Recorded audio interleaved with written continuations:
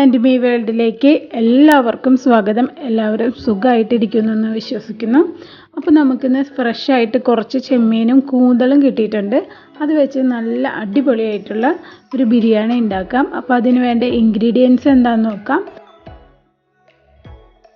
ചെമ്മീനും കൂന്തളൊക്കെ നല്ല പോലെ കഴുകി വെട്ടി വൃത്തിയാക്കി എടുത്തിട്ടുണ്ട്. ഏകദേശം ഒരു 4 വട്ടമൊക്കെ നന്നായിട്ട് കഴുകി എടുത്തിട്ടുണ്ട്.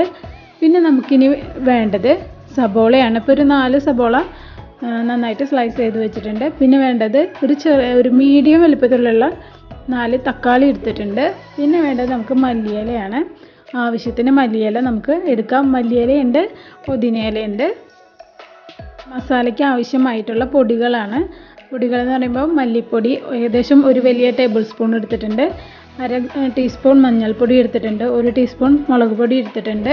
1/2 ടീസ്പൂൺ കുരുമുളക് പൊടി എടുത്തിട്ടുണ്ട്. പിന്നെ നമുക്ക് ചോറിലേക്ക് ആവശ്യമായ പെരിഞ്ജീരകം, ഗ്രാമ്പു, പട്ട, അതുപോലെ തന്നെ ഏലക്കായ, പിന്നെ ബേ ലീഫ്, പിന്നെ കുറച്ച് നമുക്ക് വറക്കാനായിട്ട് കുറച്ച് സബോള മാറ്റി വെച്ചിട്ടുണ്ട്. ഇഞ്ചിയും പച്ചമുളകും അതുപോലെ തന്നെ വെളുത്തുള്ളിയും നന്നായിട്ട് ചതച്ചെടുത്തിട്ടുണ്ട്. 1 ടീസ്പൂൺ ഗരം മസാല എടുത്തിട്ടുണ്ട്. ആവശ്യത്തിന് ഉപ്പ്. പിന്നെ വേണ്ടത് നമുക്ക് ബസ്മതി റൈസാണ്. 2 കപ്പ് ബസ്മതി റൈസ് എടുത്തിട്ടുണ്ട്. പിന്നെ മുന്തിരിയും അണ്ടിപ്പരിപ്പും എടുത്തിട്ടുണ്ട്. പിന്നെ നമുക്ക് ആവശ്യത്തിന് നെയ്യ് എടുത്തിട്ടുണ്ട്. അപ്പോൾ ഇത്രയും സാധനങ്ങളാണ് നമുക്ക് ചെമ്മീൻ കൂന്തൽ ബിരിയാണിക്ക് ആവശ്യം. ആദ്യം തന്നെ നമുക്ക് ചെമ്മീനൊന്ന് മസാലയൊക്കെ തേച്ച് സെറ്റാക്കി വെക്കണം. ഇഞ്ചിയും വെളുത്തുള്ളിയും പച്ചമുളകും ചതച്ചത് 1 ടീസ്പൂൺ ഇട്ടിട്ടുണ്ട്. പിന്നെ 1/2 ടീസ്പൂൺ കുരുമുളക് പൊടി ഇട്ടിട്ടുണ്ട്. അതുപോലെ തന്നെ 1/4 ടീസ്പൂൺ മഞ്ഞൾപ്പൊടി ഇട്ട് കൊടുത്തിട്ടുണ്ട്. പിന്നെ നമുക്കിതിലേക്ക് ചേർത്ത് കൊടുക്കാനുള്ളത് മുളക് പൊടിയാണ്. അപ്പോൾ ഒരു 1/2 ടീസ്പൂൺ മുളക് പൊടി ഇട്ടിട്ടുണ്ട്. നമുക്ക് ആവശ്യത്തിന് ഉപ്പ് കൂടി ചേർത്ത് കൊടുക്കാം. ഞാനിപ്പോൾ ഒരു 1/2 ടീസ്പൂൺ ഉപ്പ് ഇട്ട് കൊടുത്തിട്ടുണ്ട്. ഇനി നല്ല പോലെ നമുക്കിതൊന്ന് മിക്സ് ചെയ്തെടുക്കണം.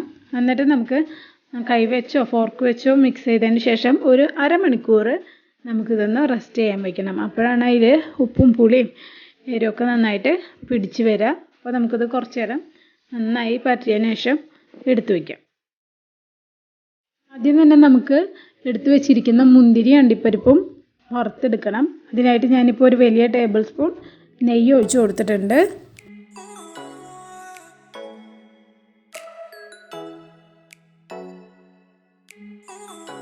നെയ്യ് നല്ല പോലെ ചൂടായി വന്നിട്ടുണ്ട്. അതിലേക്ക് ആദ്യം തന്നെ നമുക്ക് കുറച്ച് മുന്തിരി